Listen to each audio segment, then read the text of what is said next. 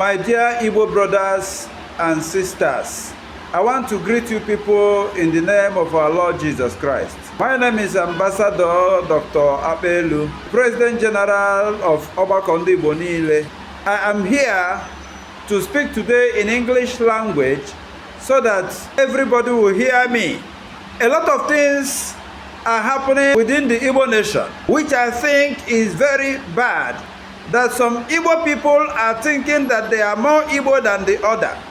I want to let you know that no Igbo is more Igbo than the other Igbo.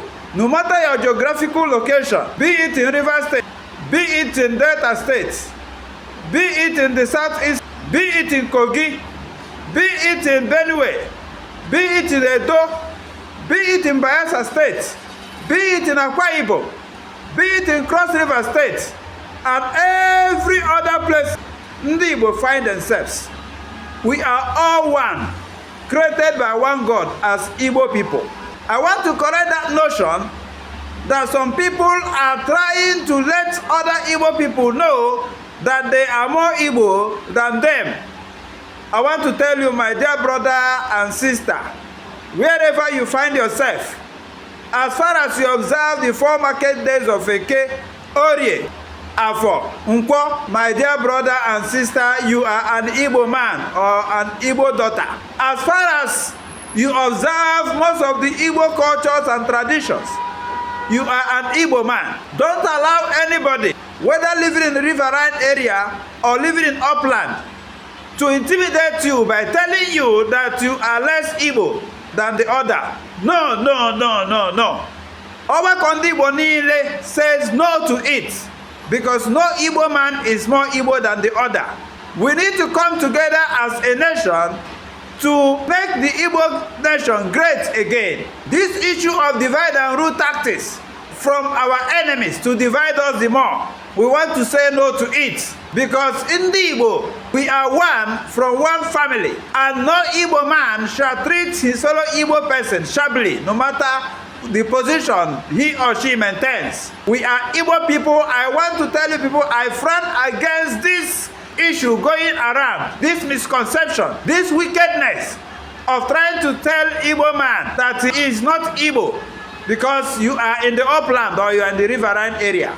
I want to assure you people, with Ogbako Ndi Igbo Niile, we want to say no to these anomalies. We want to unite in the Igbo wherever you are found. No matter your location, we want to assure you that we maintain equal rights and justice for all and sundry. I want to assure you that no Igbo person is expected to dislike his fellow Igbo man, because this is very bad and we must say no to it. With Ogbako Ndi Igbo Niile, what we are doing is to let Ndi Igbo know that we are one, from one family, from one body, from one father, from one mother. No matter our geographical location, it doesn't matter. My people, just tell yourself the truth. You that is denying that you are not Igbo, I say shame to you. You that is trying to say you are half Igbo, I say shame to you. You that is trying to make yourself inferior amongst your brothers because of where politics has placed you in terms of geographical location or state creation, I say shame to you. On behalf of Ogbako Ndi Igbo Niile, we want to tell Ndi Igbo Niile, wherever you find yourself, to come forward and identify with Ogbako Ndi Igbo Niile, because east, north and south, home is the best. You cannot say you are not from your tribe because of one thing or the other you stand to gain. It is abomination. And when the gods of the land rise up against you, don't say you are not being told. Ndewonu.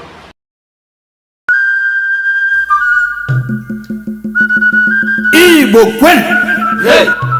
Igbo mụrụ nze m ọzọ kwen. Hey. Igbo ndị anyị ji eme ọnụ kwezuo ọnụ. ONN. Ogbako Ndi Igbo Niile. Maka ọdịmma ndị Igbo. Maka ọdịmma ndị Igbo. Ụmụnne na ụmụnna, tinyenụ aka ka anyị mezie obodo anyị, ka anyị dozie ala Igbo. Ndị ukwu na ndị nta,